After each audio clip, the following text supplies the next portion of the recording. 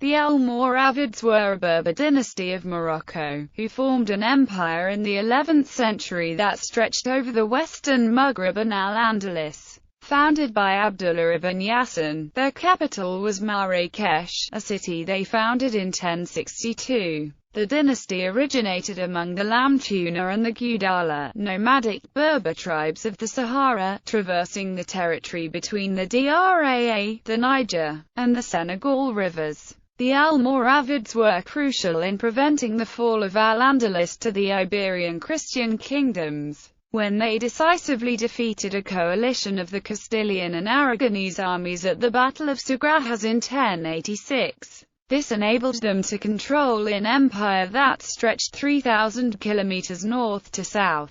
However, the rule of the dynasty was relatively short-lived. The Almoravids fell, at the height of their power, when they failed to quell the Masmuda-led rebellion initiated by Ibn Tumart. As a result, their last king Ishaq ibn Ali was killed in Marrakesh in April 1147 by the Almohads, who replaced him as a ruling dynasty both in Morocco and Al-Andalus. Name: the term Almoravid comes from the Arabic Almoravid, which is the plural form of Almurabit, literally meaning one who is tying, but figuratively meaning one who is ready for battle at a fortress. The term is related to the notion of rebit, a frontier monastery fortress, through the root rbt. Another theory states that the name Almoravid comes from a school of Malikite law called Dar al-Murabitan, founded in Susalaksa, modern-day Morocco, by a certain scholar named Wajaj ibn Zalwi. Ibn Zalwi was responsible for sending his student Abdallah ibn Yassin to preach Malikite Islam to the Sanhaja Berbers of Western Sahara. Hence, the name of the Almoravids comes from the followers of the Dar al-Murabitan, the house of those who were bound together in the cause of God. It is uncertain exactly when or why the Almoravids acquired that appellation. Al-Bakri, writing in 1068, before their apex, already calls them the Almoravid, but does not clarify the reasons for it. Writing 3 centuries later, Ibn Abizar suggested it was chosen early on by Abdullah ibn Yassin because, upon finding resistance among the Gudala Berbers of Adre to his teaching, he took a handful of followers to erect a makeshift rebit on an offshore island. Ibn Idari wrote that the name was suggested by Ibn Yassin in their persevering in the fight sense, to boost morale after a particularly hard-fought battle in the Draa Valley c. 1054, in which they had taken many losses. Whichever explanation is true, it seems certain the appellation was chosen by the Almoravids for themselves, partly with the conscious goal of forestalling any tribal or ethnic identifications. The name might be related to the rebut of Wagaj ibn Zalu in the village of Aglu, where the future Almoravid spiritual leader Abdullah ibn Yassin got his initial training. The 13th-century Moroccan biographer Ibn al-Zayyat al-Tadili, and Qadiyayyad before him in the 12th century, note that Wagag's learning center was called Dar al-Murabitan, and that might have inspired Ibn Yassin's choice of name for the movement. Contemporaries frequently refer to them as the Al-Muladhimun. The Almoravids veiled themselves below the eyes, a custom they adapted from southern Sanhaja Berbers. Although practical for the desert dust, the Almoravids insisted on wearing the veil everywhere, as a badge of foreignness, in urban settings. Partly as a way of emphasizing their Puritan credentials,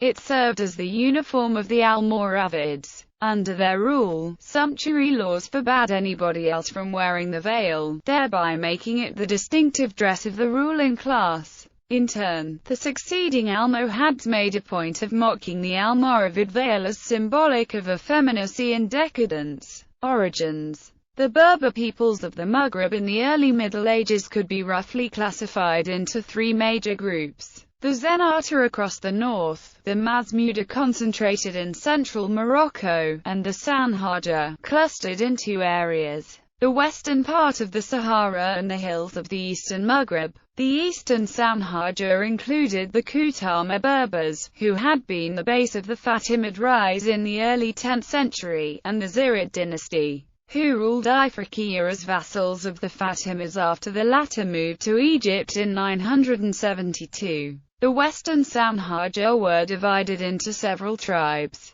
the Ghazula and the Lamta in the Draa Valley and the foothills of the Anti-Atlas Range. Further south, encamped in the western Sahara Desert, were the Masufa, the Lamtuna and the Banu Warith, and most southerly of all, the Gudala, in littoral Mauritania down to the borderlands of the Senegal River. The western Sanhaja had been converted to Islam sometime in the 9th century. They were subsequently united in the 10th century and, with the zeal of neophyte converts, launched several campaigns against the Sudanese. Under their king Tinbaratan ibn Yusuf-Risher, the Sanhaja Lamtuna erected the citadel of Ordahust, a critical stop on the trans-Saharan trade route. After the collapse of the Sanhaja Union, Ordahust passed over to the Ghana Empire, and the trans-Saharan routes were taken over by the Zenata Mugrawa of Sijil Masa. The Mugrawa also exploited this disunion to dislodge the Sanhaja Ghazula and Lamta out of their pasture lands in the Su and Draa valleys. Around 1035, the Lamtuna chieftain Abu Abdullah Muhammad ibn Tifat tried to reunite the Sanhaja desert tribes, but his reign lasted less than 3 years. Around 1040, Yahya ibn Ibrahim, a chieftain of the Gudala, went on pilgrimage to Mecca. On his return, he stopped by Kairouan in Ifriqiya, where he met Abu Imran al-Fasi, a native of Fez and a jurist and scholar of the Sunni Maliki school. At this time, Ifriqiya was in ferment. The Zirid ruler Al-Mu'izz ibn Badis was openly contemplating breaking with his Shiite Fatimid overlords in Cairo, and the jurists of Kairouan were agitating for him to do so. Within this heady atmosphere, Yahya and Abu Imran fell into conversation on the state of the faith in their western homelands, and Yahya expressed his disappointment at the lack of religious education and negligence of Islamic law among his southern Sanhaja people. With Abu Imran's recommendation, Yahya ibn Ibrahim made his way to the rebut of Wagij ibn Zelu in the Su Valley of southern Morocco, to seek out a Maliki teacher for his people. Wagij assigned him one of his residents, Abdullah ibn Yassin. Abdullah ibn Yassin was a Ghazula Berber, and probably a convert rather than a born Muslim. His name can be read as son of Yasin, suggesting he had obliterated his family past and was reborn. Of the Holy Book, Ibn Yassin certainly had the ardor of a Puritan zealot. His creed was mainly characterized by a rigid formalism and a strict adherence to the dictates of the Quran and the Orthodox tradition. Ibn Yassin's initial meetings with the Gudala people went poorly, as he had more ardor than depth. Ibn Yassin's arguments were disputed by his audience. He responded to questioning with charges of apostasy and handed out harsh punishments for the slightest deviations. The Gudala soon had enough and expelled him almost immediately after the death of his protector, Yahya ibn Ibrahim, sometime in the 1040s. Ibn Yassin, however, found a more favorable reception among the neighboring Lamtuna people, probably sensing the useful organizing power of Ibn Yassin's pious fervor. The Lamtuna chieftain Yahya ibn Umar al-Lamtuni invited the man to preach to his people. The Lamtuna leaders, however, kept Ibn Yassin on a careful leash, forging a more productive partnership between them. Invoking stories of the early life of Muhammad, Ibn Yassin preached that conquest was a necessary addendum to Islamicization, that it was not enough to merely adhere to God's law, but necessary to also destroy opposition to it. In Ibn Yassin's ideology, anything and everything outside of Islamic law could be characterized as opposition. He identified tribalism, in particular, as an obstacle. He believed it was not enough to urge his audiences to put aside their blood loyalties and ethnic differences, and embrace the equality of all Muslims under the sacred law, it was necessary to make them do so. For the Almoravid leadership, this new ideology dovetailed with their long desire to refound the Sanhaja Union and recover their lost dominions. In the early 1050s, the Almoravid, under the joint leadership of Yahya ibn Umar and Abdullah ibn Yasin, soon calling themselves the Almoravitan, set out on a campaign to bring their neighbors over to their cause. Conquests. Northern Africa. From the year 1053, the Almoravids began to spread their religious way to the Berber areas of the Sahara, and to the regions south of the desert. After winning over the Sanhaja Berber tribe, they quickly took control of the entire desert trade route, seizing Sijil Masa at the northern end in 1054, and Aoudaghost at the southern end in 1055. Yahya ibn Umar was killed in a battle in 1057, but Abdullah ibn Yasin, whose influence as a religious teacher was paramount, named his brother Abu Bakr ibn Umar as chief. Under him, the Almoravids soon began to spread their power beyond the desert, and conquered the tribes of the Atlas Mountains. They then came in contact with the Burghawata, a Berber tribal confederation, who followed a heresy founded by Saleh ibn Tara 3 centuries earlier. The Burghawata resisted, and it was in battle with them that Abdullah ibn Yasin was killed in 1059, in a village called Krafla, located near Romani, Morocco. They were, however, completely conquered by Abu Bakr ibn Umar, and adopted Islam as a religion. Abu Bakr married a noble and wealthy Berber woman, Zainab Nafzawiyat, who would become very influential in the development of the dynasty. Zainab was the daughter of a wealthy merchant from Huara, who is said to be from Kairouan in origin. In 1061, Abu Bakr ibn Umar made a division of the power he had established, handing over the more settled parts to his cousin Yusuf ibn Tashfin as viceroy, and also assigning to him his favorite wife Zainab. Ibn Umar kept the task of suppressing the revolts that had broken out in the desert. When he returned to resume control, he found his cousin too powerful to be superseded. In November 1087, Abu Bakr was killed in battle by a poisoned arrow, while fighting in the historic region of the Sudan. In 1062 he founded the city of Marrakesh. In 1080, he conquered the kingdom of Tlemcen and founded the present city of that name, his rule extending as far east as Arin. Ghana Empire and the southern wing. According to Arab tradition, the Almoravids conquered the Ghana Empire sometime around 1075 CE, which example was displayed by the record of historian Ibn Khaldun through the Faqih of Ghana, Sheikh Uthman in 1394. That Almoravid movement weakened Ghana, to the extent that the authority of the rulers of Ghana dwindled away, and they were overcome by the Susu, a neighboring people of the Sudan, who subjugated and absorbed them. Traditions in Mali related that the Soso attacked and took over Mali as well, and the ruler of the Soso, Suma Oro Kante, took over the land. However, criticism from Conrad and Fisher argued that the notion of any Almoravid military conquest at its core is merely perpetuated folklore,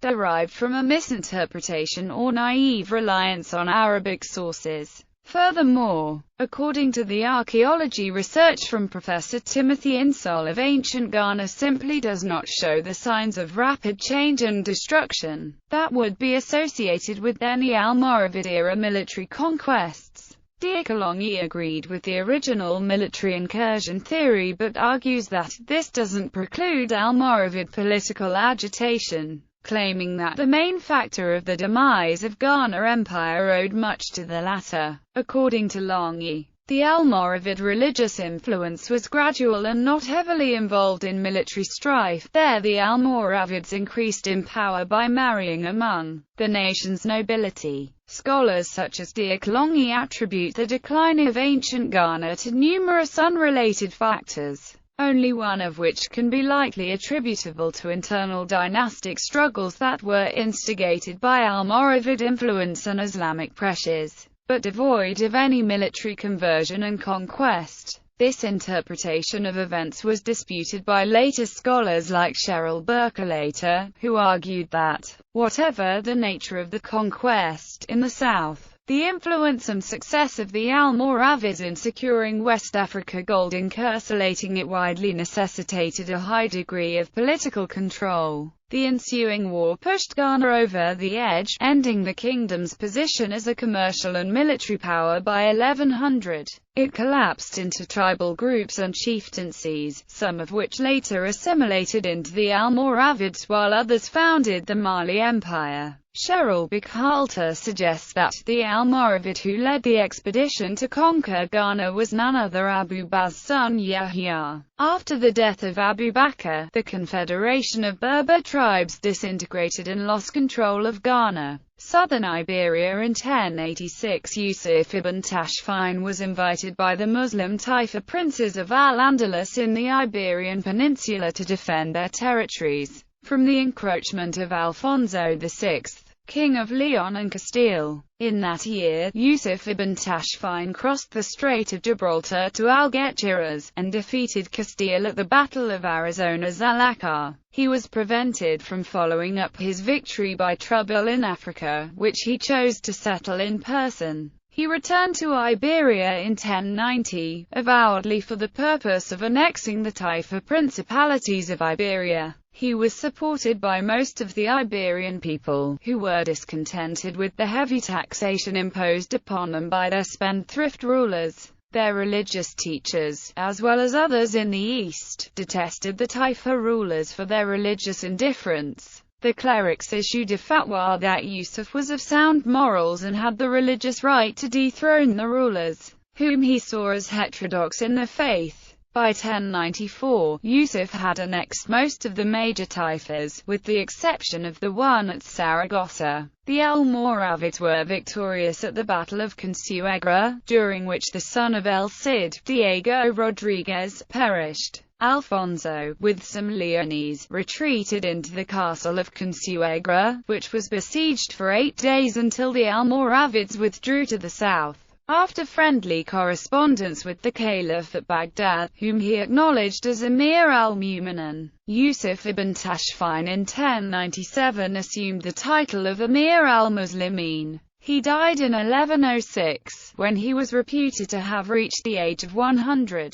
The Almoravid power was at its height at Yusuf's death. The Moorish Empire then included all of northwest Africa as far eastward as Algiers, and all of Iberia south of the Tagus and as far eastward as the mouth of the Ebro, and including the Balearic Islands. In 1108 Tahmand al-Yusuf defeated the Kingdom of Castile at the Battle of Ucaleacutas. Yusuf did not reconquer much territory from the Christian kingdoms, except that of Valencia, but he did hinder the progress of the Christian reconquista by uniting Al-Andalus. In 1134 at the Battle of Fraga the Almoravids dynasty was victorious and even succeeded in slaying Alfonso I of Aragon in 1139. Decline. 3 years afterwards, under Yusuf's son and successor, Ali ibn Yusuf, Sintra and Santarem were added, and he invaded Iberia again in 1119 and 1121. But the tide had turned, as the French had assisted the Aragonese to recover Zaragoza. In 1138, Ali ibn Yusuf was defeated by Alfonso VII of Leon, and in the Battle of Warwick, by Afonso I of Portugal, who thereby won his crown. Lisbon was conquered by the Portuguese in 1147. According to some scholars, Ali ibn Yusuf was a new generation of leadership that had forgot the desert life for the comforts of the city. He was defeated by the combined action of his Christian foes in Iberia and the agitation of Almohads in Morocco. After Ali ibn Yusuf's death in 1143, his son Tashfin ibn Ali lost ground rapidly before the Almohads. In 1146 he was killed in a fall from a precipice while attempting to escape after a defeat near Oran. His two successors were Ibrahim ibn Tashfin and Ishaq ibn Ali, but their reigns were short. The conquest of the city of Marrakesh by the Almohads in 1147 marked the fall of the dynasty, though fragments of the Almoravids continued to struggle in the Balearic Islands, and finally in Tunisia. Military organization. Abdullah ibn Yassin imposed very strict discipline measures on his forces for every breach of his laws. The Almoravids' first military leader, Yahya ibn Umar al-Lamtuni, gave them a good military organization. Their main force was infantry, armed with javelins in the front ranks and pikes behind, which formed into a phalanx, and was supported by camelmen and horsemen on the flanks. They also had a flag carrier at the front who guided the forces behind him. When the flag was upright, the combatants behind would stand, and when it was turned down, they would sit. Al-Bakri reports that, while in combat, the Almoravids did not pursue those who fled in front of them. Their fighting was intense and they did not retreat when disadvantaged by an advancing opposing force. They preferred death over defeat. These characteristics were possibly unusual at the time. Legends. After the death of El Cid, Christian chronicles reported a legend of a Turkish woman leading a band of 300 black African female archers. This legend was possibly inspired by the ominous veils on the faces of the warriors and the dark skin colored blue by the indigo of their robes. Almoravid's dynasty. Rulers: Abdullah ibn Yassin, founder and spiritual leader; Yahya ibn Umar al-Lamtuni; Abu Bakr ibn Umar, partitioned reign from 1072; Yusuf ibn Tashfin; Ali ibn Yusuf; Tashfin ibn Ali; Ibrahim ibn Tashfin; Ishaq ibn Ali;